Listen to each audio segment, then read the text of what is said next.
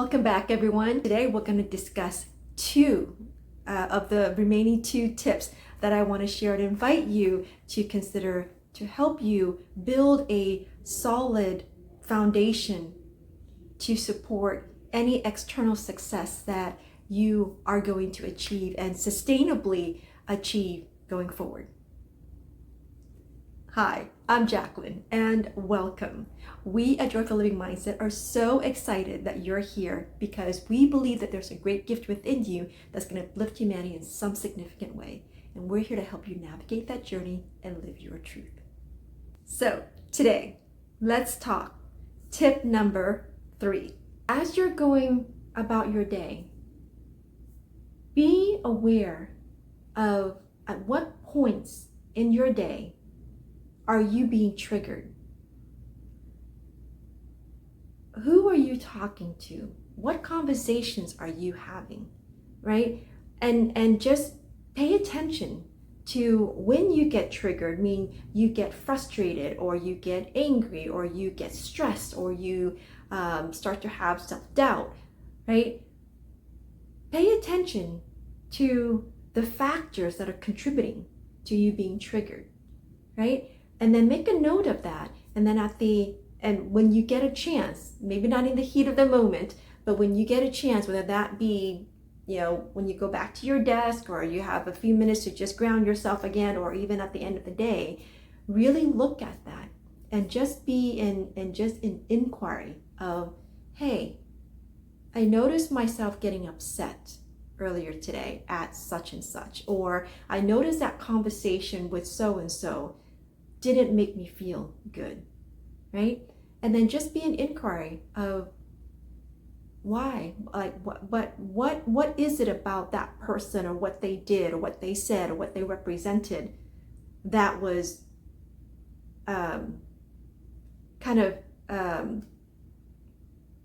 causing me to have this negative reaction and emotion inside of me. And see if you can uncover a thought or a belief that you have around that topic, around that area of your life, right? And just sit in inquiry of like, that's how you start to uncover a limiting belief.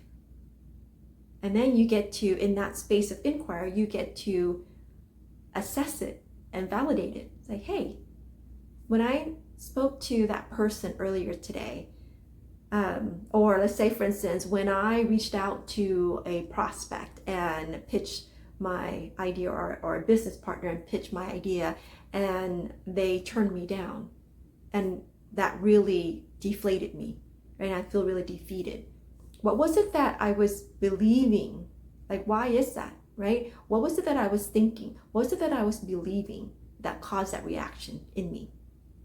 And once you identify, let's say, for instance, it's like that you're not good enough, right? That no matter how hard you work, no one will recognize your value or see your value, right? And so when you start to identify that, and then you in that space of inquiry, you sit back and say, hey, is it necessarily true that no one sees my value? Is it necessarily true that no one recognizes the hard work and the value that I am offering in my business, my work, or whatever it is that I'm trying to create and achieve in life, right? And you'll start to realize that really 10 times out of 10, if you really sit in heartfelt inquiry, you will realize that a lot of those limiting beliefs that you have, actually all of them, aren't true. But we're just so conditioned to believing that, and because it's a program that's running in the background that we're not even aware of, right? And so to be able to uncover that and realize, okay, well, that's not really necessarily true, because I've had other times when I did reach out and pitch my products or services, that the person on the other side was ecstatic about it and absolutely wanted to sign up and wanted to learn more and signed up to be part of my program or supported my business, right? And then you start to come up with a new belief. You're giving yourself permission to create a new belief that's going to replace your limiting belief, right? And then so now when you look at pitching yourself again, you now are doing it with a new programming.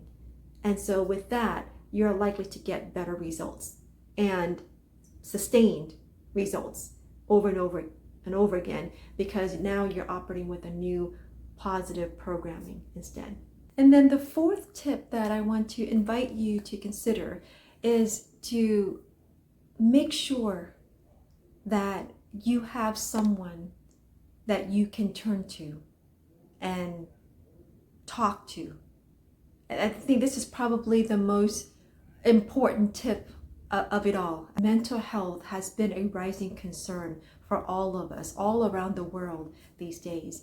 And I think that in order to sustain your external success, it is so crucial that you have someone you can trust that has your back, that's able to hold a safe space for you to open up safely, confidently, and authentically of what is going on in your life that you are needing support with, and be able to vulnerably express that, vulnerably share what struggles are you encountering, right?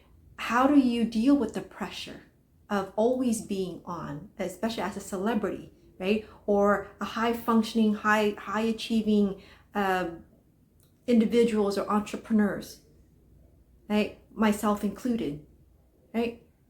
That you're always like serving or supporting or in the a public eye, right?